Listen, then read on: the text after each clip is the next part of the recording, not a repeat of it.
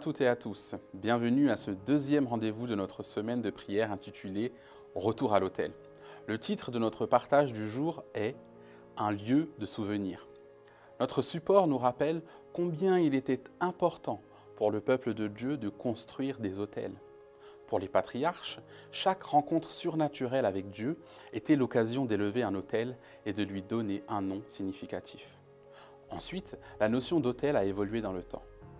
Bien que nous vivions à une époque différente, quelque chose nous rapproche des hommes de ces temps éloignés. Le besoin de nous souvenir des événements importants de notre vie. Sur le plan collectif, certes, mais aussi personnellement. Généralement, nous avons une mémoire oublieuse, sélective en fait. Il existe de bons et de mauvais souvenirs. J'ai eu l'occasion durant mes études d'aller au mémorial de la Shoah, nommé Yad Vashem en Israël. Ce lieu est chargé de souvenirs horribles, afin de ne pas oublier ce qui s'est passé et de faire en sorte que cela ne se reproduise jamais. Ainsi, même si nous avançons sur notre chemin, il est bon de temps en temps de jeter un œil dans le rétroviseur. Le fait de dresser un mémorial peut revigorer, rafraîchir notre foi en ce Dieu vivant, omnipotent, omniscient et omniprésent. Au fond, cette démarche peut être un garde-fou et un bon moyen de fortifier notre foi. En effet, en comptant les interventions et les bienfaits de Dieu, comme le dit le chant, en les mettant devant nos yeux, notre cœur est touché par la fidélité de Dieu et nous sommes encouragés dans nos situations présentes et à venir. Dans le film War Room, la dame recense, écrit, encadre les victoires que Dieu lui accorde. Elle consigne les moments où elle a vu la main de Dieu à l'œuvre dans sa vie. Je crois que c'est un bel exemple pour nous.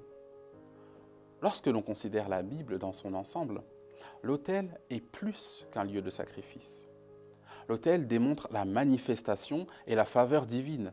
C'est un lieu de rencontre et de médiation où l'on peut adorer, exprimer sa reconnaissance et donc offrir un culte. Nous sommes appelés à être nous-mêmes un temple. Quand on lit dans la Bible les travers du peuple d'Israël, nous pouvons nous demander comment ont-ils pu oublier les actes étonnants de Dieu? Que dire des disciples de Jésus? Comment ont-ils pu oublier les enseignements, notamment concernant la mort et la résurrection du Maître? Nous pouvons avoir tendance à les juger, mais ces éléments sont une mise en garde pour nous, afin que nous n'oublions pas les diverses interventions de Dieu dont nous avons conscience et son action dans notre vie. Si l'on regarde notre propre vie, on peut avoir la tendance en fait à faire la même chose. Et c'est une erreur.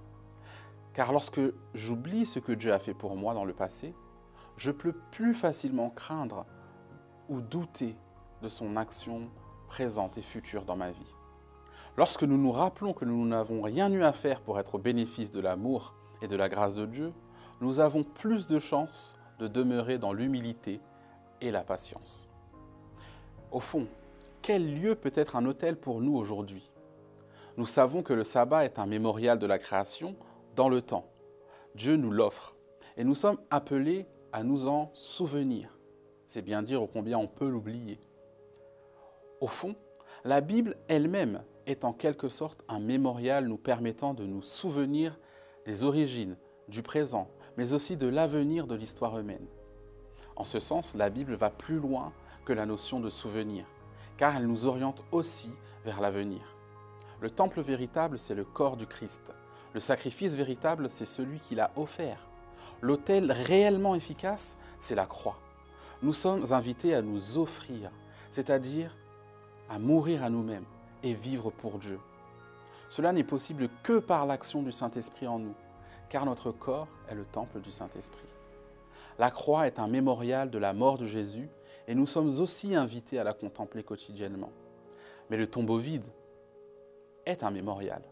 Nous sommes encouragés à garder en mémoire la croix, mais aussi le tombeau vide. Sur la base du sacrifice de Jésus, nous pouvons prendre le temps nécessaire pour nous souvenir de ce qu'il est, de ce qu'il a fait par amour pour chacun de nous. Nous avons donc un devoir de mémoire.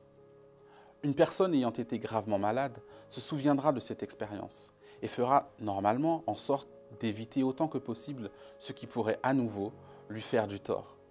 La prière est un autel, car c'est l'espace où l'on ouvre notre cœur à Dieu et nous pouvons avoir l'assurance qu'il ne nous rejette pas, même si nos cœurs et nos pensées sont parfois peu avouables. Le caractère de Dieu, sa grâce nous permet de comprendre qu'il y a toujours un chemin de retour vers lui. En Hébreux 13, 15, 16, nous sommes encouragés à offrir un sacrifice de louange. Par lui, offrons sans cesse à Dieu un sacrifice de louange, c'est-à-dire le fruit de lèvres qui confesse son nom. Et n'oubliez pas la bienfaisance et la libéralité, car c'est à de tels sacrifices que Dieu prend plaisir. La méditation du jour nous encourage à prier et nous asseoir pour creuser dans la Bible et dans nos souvenirs les plus lointains jusqu'à aujourd'hui pour voir, revoir que Dieu a été, qu'il est et sera toujours présent. À nous de lui faire un maximum de place dans nos cœurs et dans nos vies.